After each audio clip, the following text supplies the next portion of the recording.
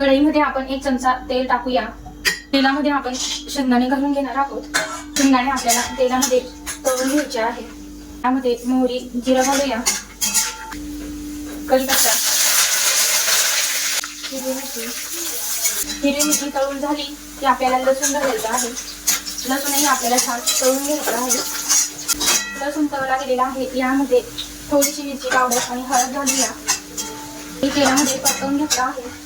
यामध्ये आपण तुरीची डाळ आहे ती शिजवून घेतली आहे ती घालून घेणार आहोत. तर आपलं हे फोडणीचं वरण तयार झालेलं आहे. थोडंसं पाणी घालूया, घट्ट वाटत आहे वरण. कोथिंबीर घालूया, चवीनुसार मीठ. वरणाला छान उकळी येऊ देणार आहोत. वरणाला छान उकळी आलेली आहे. वरण आपलं तयार झालं आहे. गव्हाचं पीठ घेतलेलं आहे. त्यामध्ये आपण थोडी हळद घालूया. 1 छोटा चमचा ओवा घेतला आहे. ओवा आपल्याला हातावर क्रश करून टाकून घ्यायचे आहे. जिरं घेतलं आहे, जिरंही टाकून घेऊया. 1 चमचा तूप घेतलेला आहे. कडकडीत गरम करून घेतलेला आहे. ते आपण आता यावर टाकून घेणार आहोत. आपण चमच्याने हे पीठ एकत्र करून घेणार आहोत. यामध्ये पाणी घालून आपल्याला मळून घ्यायचं आहे.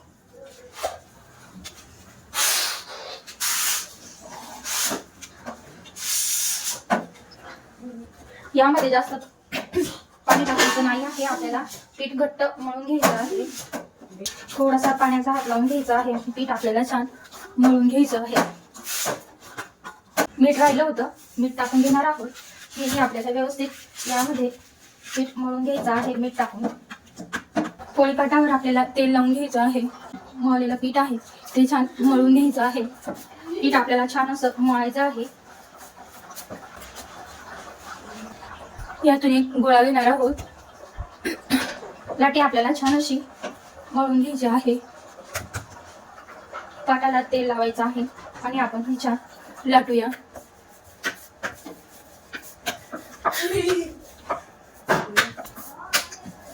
लाटूया. जसं जाडही नाही आणि जसं बारीकही नाही अशी आपण लाटून घेणार आहोत. थोडी जाड अशी लाटायची आहे. यावर आपण तेल लावून घेणार आहोत. जास्त तेल लावायचं आहे. पूर्ण पोळीला असं वाळून घेणार आहोत.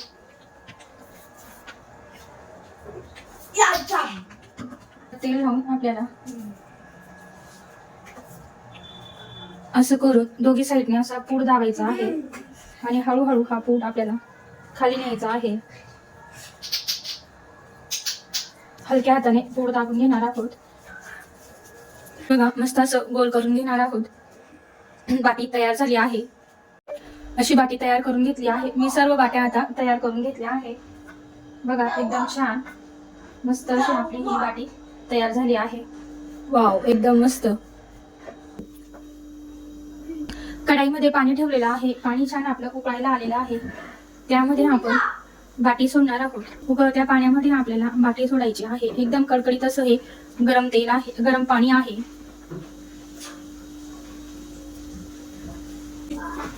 मस्त असं या उकळत्या पाण्यात टाकले आहे. आपल्याला छान हलवून घ्यायचं आहे खाली वर, म्हणजे त्या चोखळे शिजतील. छान आपल्याला या शिजवून घ्यायचं आहे. हे आपली छान शिजून गेलेली आहे. बाटी शिजली कसं समजायचं, तर बाटी आपल्या छान वरती आलेल्या आहेत आणि त्यांच्या साईज पेक्षा त्यांचा आकार वाढला आहे. आपली बाटी मस्त अशी शिजून गेली आहे. काढूया.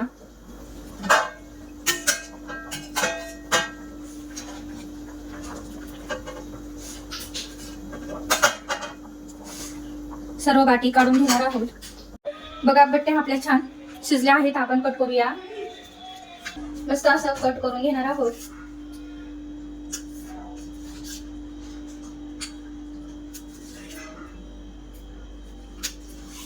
तुम्ही एकाचे 4ही करू शकता आणि 2ही करू शकतात. पूड किती छान असे मोकळे मोकळे झालेले आहेत.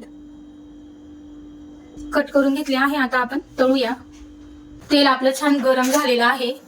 यामध्ये आता आपण बाटी तळून घेणार आहोत. एक एक बाटी आपल्याला सोडायची आहे.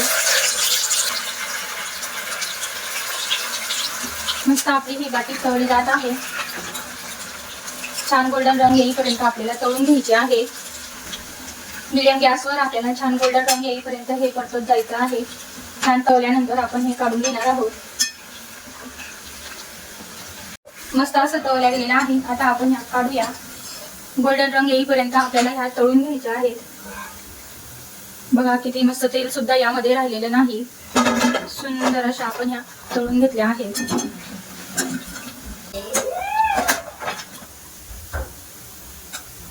मस्त अशी गरमागरम दाल बाटी तयार झाली आहे.